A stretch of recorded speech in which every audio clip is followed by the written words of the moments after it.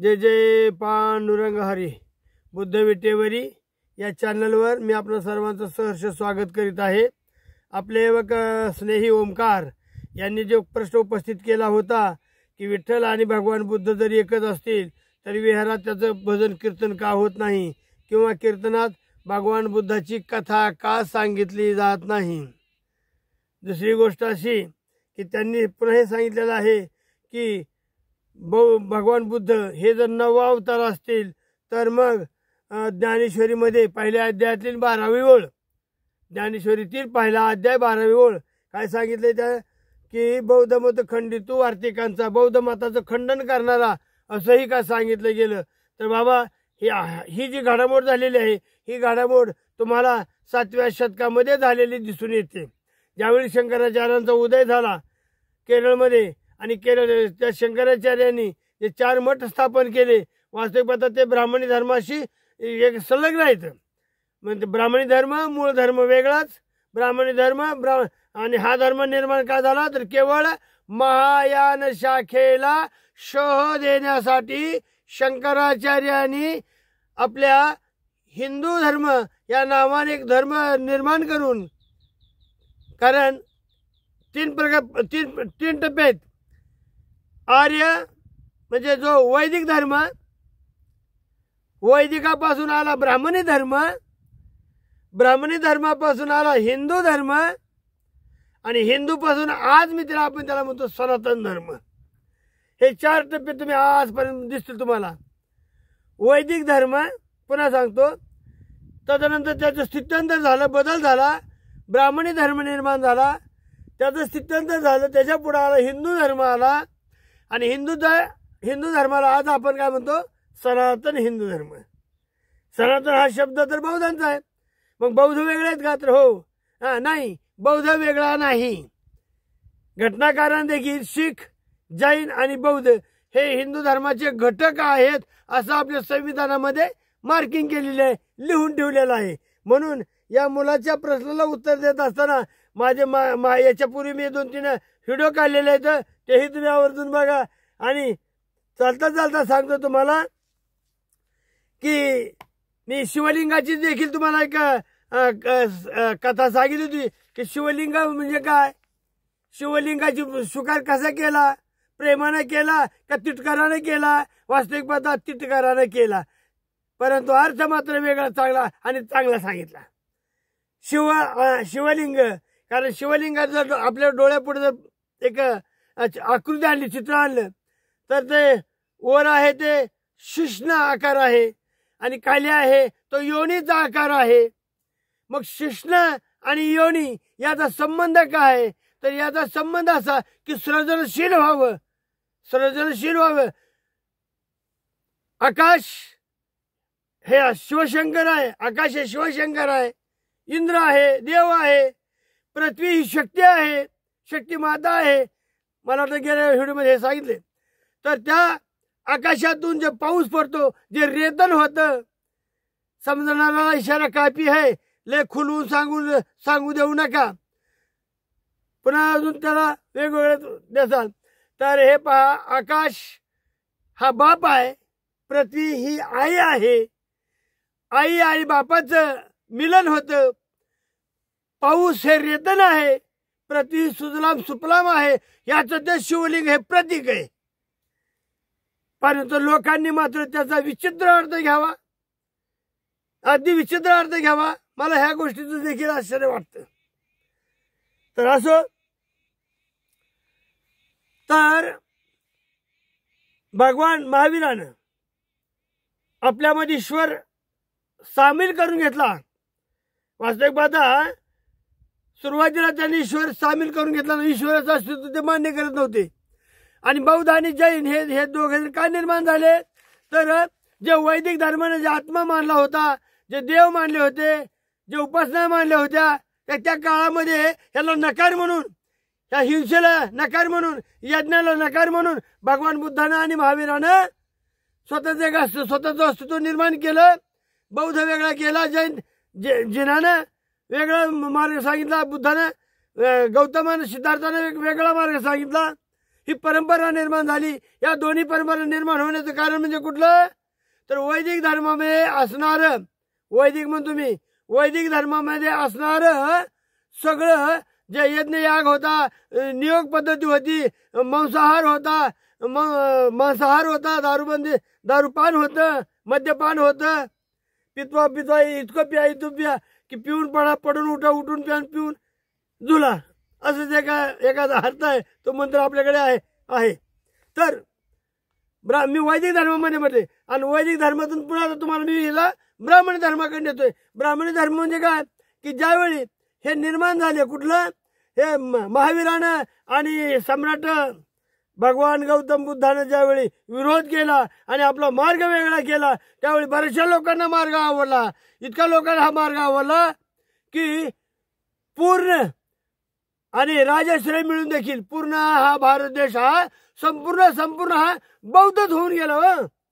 मोठमोठे बिंबिसार राजा असू द्यात, बिंदुसार राजा असू द्यात, अजातशत्रू राजा असू द्यात, सम्राट अशोक राजा असू द्यात, सम्राट अशोकाकडून 10 पिढ्या राजा असू द्यात, पुढे 40 वर्ष काला 7 राजा आले. अशा अनेक वंशाचे 17-10 वंश आहेत. या सगळ्या वंशानं बौद्धांचा स्वीकार केला, बुद्ध धर्माचा स्वीकार केला. कारण का की बौद्ध धर्मामध्ये शांती आहे, अहिंसा आहे, पंचशील तत्व आहे, प्राणी मात्रावर दया करणार आहे, दया करणार तत्व सांगितलेलं आहे. आणि म्हणून अरे किती मारली होती जनावर त्या चर्मनवती वेदिकेमध्ये. मग ह्या प्राणी हत्याला, प्राणी हिंसा एवढी होऊ लागली की शेतकरी सुद्धा धास्तावला. कारण शेतीची ज्या बैलावर शेती चालत होती अशी बैलच कमी होऊन राहिली यज्ञ यागामुळं. म्हणून भगवान बुद्धानं प्राणी मात्राला प्रेम करणं शिकवलं. आणि आमच्या सम्राट अशोकानं तर त्या बैलाचं चित्र आपलं 3 मुख आहे, 3 स्तंभ, जे भारताचं राज चिन्ह आहे ना, तर त्या राजचिन्हामध्ये सांडाचं देखील चित्र आहे. आणि आमच्या पंढरीच्या पांडुरंगाच्या मंदिरामध्ये देखील तुम्हाला सांड म्हणजे बैल, तरुण बैल, वाघ, वाघ नाही, शहाचं देखील. आणि आपल्या भारताचं प्रतीक आहे, 3 तोंडाचा श दाखवलाय ना, खाली घोडा दाखवलेला आहे, खाली बैल दाखवलेला आहे. घोडा म्हणजे कशाचं प्रतीक आहे, सांड म्हणजे कशाचं प्रतीक आहे, माझ्या मागल्या व्हिडिओमध्ये सांगा, मला आता वेळ नाही. चला, तर ही यज्ञ संस्कृतीला विरोध म्हणून बुद्ध संस्कृती निर्माण झाली. त्यावेळी 7व्या शतकामध्ये शंकराचार्यानं हे मांसाहार बंद केला, ब्राह्मणांचा बंद करून टाकला मांसाहार. आणि सगळ्यांची तत्व एकत्र करून मग ती कुठली बुद्ध धर्म, बौद्धांची तत्व, बौद्धाची काय जे 80ची तत्व होती, मंत्रयानातून जे काही देवदेवता निर्माण झाल्या होत्या अनेक, या सर्वांचा स्वीकार करून एक शुद्ध आणि पवित्र असा ब्राह्मण धर्म निर्माण केला. आणि या ब्राह्मण धर्मामध्येच वेगवेगळे त्यांनी पूजाचे नियम वगैरे सांगितले, मांसाहाराला नकार दिलेला आहे, स्वच्छ आणि शुद्ध पवित्र मंत्र वगैरे असे त्यांनी आपले निर्माण केले. त्याच्यामध्ये देवदेवतेची जर पूजा आली परंतु या मंत्राने हे शुद्ध होतं. मग तो गायत्री मंत्र असू द्यात,